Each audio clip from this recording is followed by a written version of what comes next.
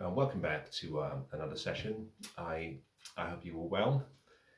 I'd like to talk about increase and the laws that govern increase. And I would like to relate this and connect this to the whole conversation about depression, anxiety, living an abundant life, etc., etc., etc. And let me start as follows. In sessions prior, I have made reference to the importance of gratitude. I've also referred to how depression is a state of vibration, it's a resonance, it's an energy level, and we can tune into that frequency. And when we get to the same frequency as depression, if we accept, we attract it. If we reject it, we can remain in that place, but because we are either growing or we are dying, or increasing or decreasing, we shift away from that particular frequency. Therefore, if we want to move away from being in a depressed state or anxious state and worried state, we have to grow. And the law of increase requires and requests a level of growth that cannot be negotiated with. And that whole process is not as taxing as most people would think. You see, in order for you to grow, you have to, if you do not grow, as one of the wise people once said, if you do not you grow, you cannot become your best. And if you cannot become your best, you will not be happy. And if you are not happy, then life has very little meaning and there's very little out there to live for. Growth and becoming your best, therefore, becomes almost a moral duty that we all should aspire to. One of the questions, however, is how do we grow? How do we increase? Where does that process start from? My perspective is you can move away from the frequency of depression, worry, anxiety, and doubt, and even death and decay by simply changing your expectation from one that is always ungrateful to one that is thankful, and to one that has praise, and to a person that has praise in their hearts, in their minds, and in their lips. Gratitude is the antidote for depression. It starts with being thankful. Now, I don't know what your philosophy is about life or your principles of life, but it doesn't matter. I can give you a formula that works, and this formula can be replicated. Many years ago, someone said to me, find success and copy it. Just replicate it. Don't even replicate it.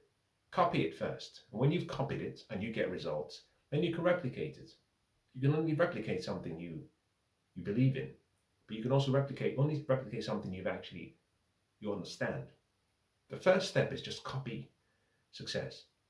And I found the hard way, I have to say, that a formula for increase just was so simple. Thankfulness. Now, for those of you who have children, I am very sure you would relate to what I'm about to say. Imagine your child comes to you and you say, sweetheart, I bought you this. I walked past the shop and I saw this and I thought about you and I bought it. And they receive whatever you've given them and they just say thank you and they walk away. They offer no emotional gift back to you, no physical acknowledgement of the gift, just a thank you, and they shrug their shoulders and they walk away. I'm sure most parents will realize that it can be disempowering. Whereas on the other hand, imagine you bought something and you came back, and the moment you said you bought something for them, their faces lit up. There's an excitement. They couldn't wait and they ask you, what is it? What is it? And as you present it, they go delirious. They're shouting, they're screaming, they jump on you. Mommy, you're the best. Daddy, you're great. Oh, there's no other father or mother like you. And they keep expressing that thankfulness by words and actions and expressions. There's one thing that happens with most parents, and most people will relate to this. Even when they've left your presence, They've gone away with their gifts to go play and explore the gifts. There's that sense you're walking around like a big dog. You feel as though I've done something. And part of the reason is because you've received praise, you've received gratitude, you've received acknowledgement. But even more importantly, you've received a gift back for the gift you gave. You see, how we receive gifts is the gift we give back to those who gift us with something. And most people do not understand that it's just as important in expressing. Your expressions are just as important as the gift that is gifted to you. It's part of the reason why in some cultures, there's a joy that comes with giving someone a wrapped present and having them unwrap the present in front of you. I've had to be taught how to do this because I used to think, and this may not apply to all cultures, in some cultures, they might see it as disrespectful to open a gift in front of the giver. It's best to keep it and open it privately. I don't know what your culture might be, but let's assume it is your culture. I would say to you, if you want an abundant life, you have to change that disposition and that culture with regards to gifting. And part of the reason for that is that the person who is the giver receives from the expression of the receiver. And there is something powerful about walking away feeling that the gift you gave, no matter how small, is loved, was welcomed, and will provide some form of happiness to another. The reason we want success and we want money is not so we accumulate it. Nobody gets out of this life alive. We want to be able to help those we love. And we derive joy and happiness not from the possession of wealth or money, but from the ability to help other people reduce their suffering and glean and draw from the pleasure that we derive from seeing them happy. Fascinating experience. And therefore, it's important to understand that irrespective of culture, some cultures are good, some cultures are bad. It's never black or white, but there are some aspects of certain cultures that you have to set aside. And with regards to increase, the culture of not celebrating and not being thankful and not being praised in your lips and mouth and mind and heart and not being grateful is a bad one. And a lot of people suffer from depression because in many ways the universe refuses to give you because you were never given back to the universe. Now you might not believe that there is a power that exists in this universe. You might not even choose to label this power.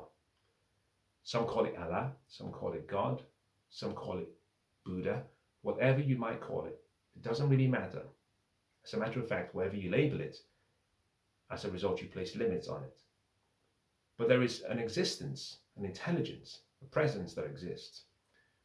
And even if we were to assume that you do not believe in a deity, every day you wake up, you're woken up not by your strength or your power. In a way you do not understand, you have been awakened into this new day that a lot of people have not had the privilege. And just recognizing that and not shrugging off that thought as though it was supposed to happen allows you to move into the aura and to start to spray the fragrance of thankfulness, praise, and gratitude. Increase comes to your life by virtue of gratitude and praise. And if depression is a vibration, a frequency, the way you shift vibrations, in addition to your thoughts and your feelings and your actions, is by you oil the wheels with gratitude and praise. Gratitude and praise allows you to change your focus. It allows you to change your vibration. Think about this. Let's assume you're sad about something. Something has happened to you. You've lost a mother you loved so much. She's 80 or 85, and let's say you're 40. So you've had 40 good years with your mother. And despite the loss, rather than focus on the loss, if you were to focus on the fact that most and some people didn't have the privilege of having a mother for 2 or 3 years. Some even had mothers who were terrible mothers, but you had a good mother and one you enjoyed for 40 years. and therefore you celebrate the opportunity to have actually had someone so great in your life for 40 years and share this earth with, that changes your vibration. So you move away from the negative of a sense of loss and you look towards the positive of a blessing that you were gifted. That shifts your vibration.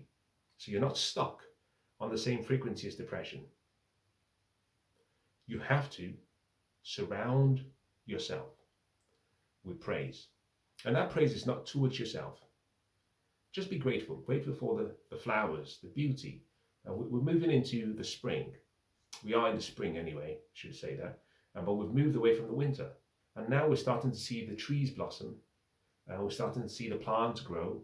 And just being grateful for the opportunity to see a new spring is something to be at the center of your heart.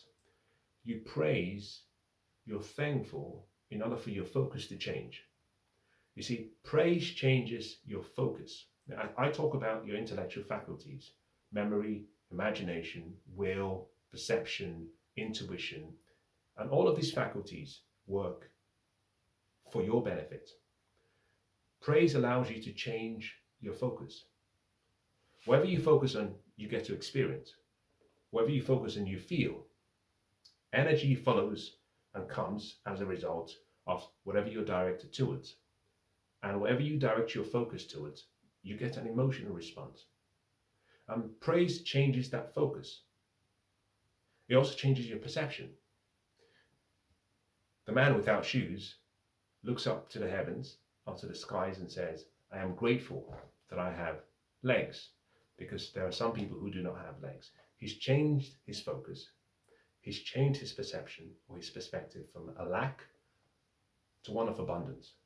And by doing that, you change the picture you give your imagination and the feeling associated with that picture, which allows you to start to create a better life.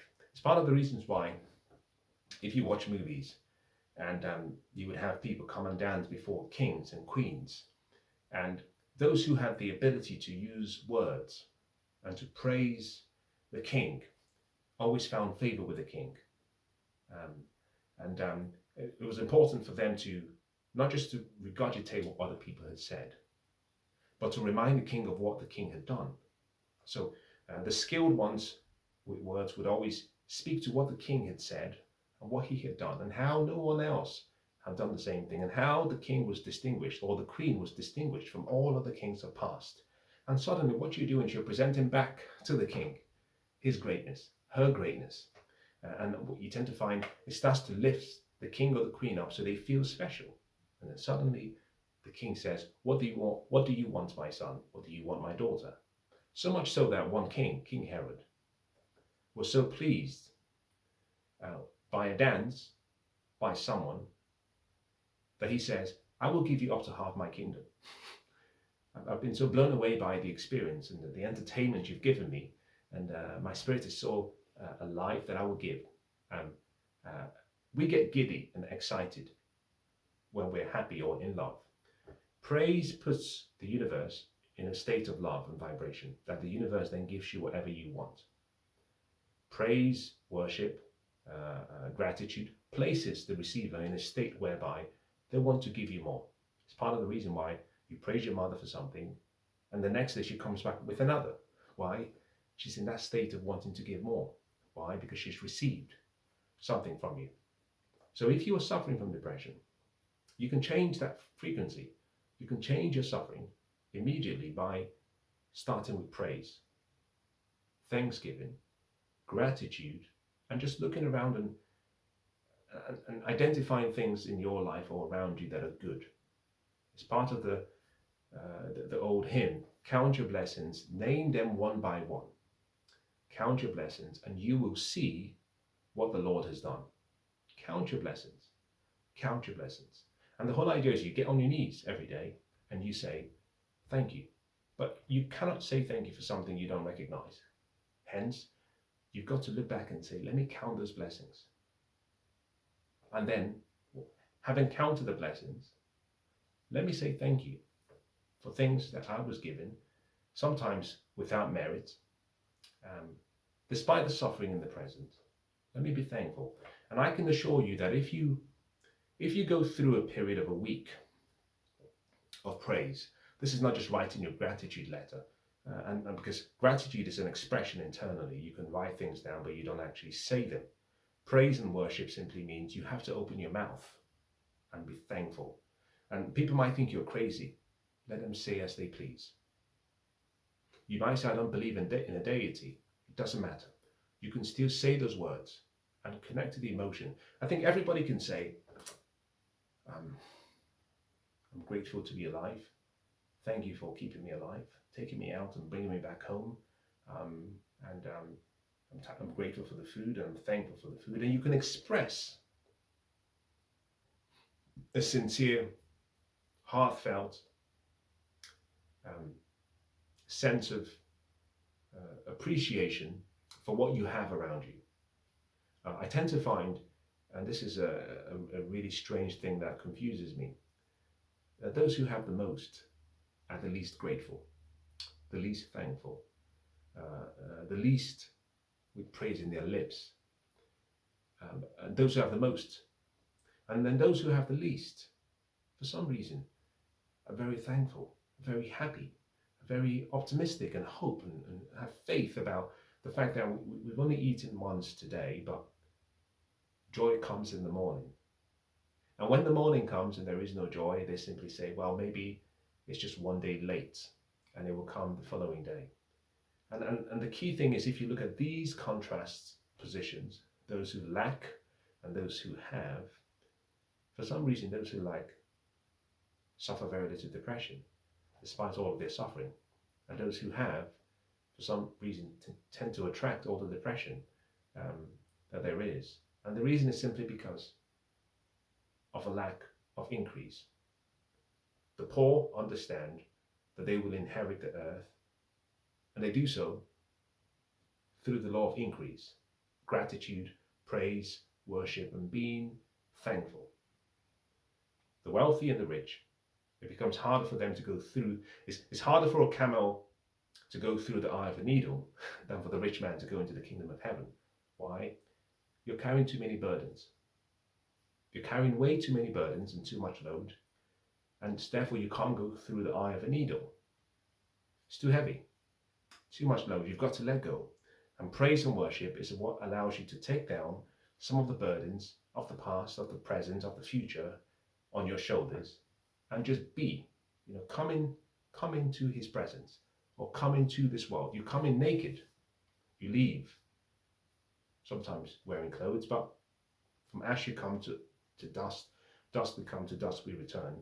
You take nothing away with you except your praise. As a matter of fact, some of the best orators were those who actually could write songs of praise, beautiful melodies of expressions of how much they loved this universe and how beautiful the universe was, and they actually speak to the universe or to God as though God is a friend, something tangible they can hold.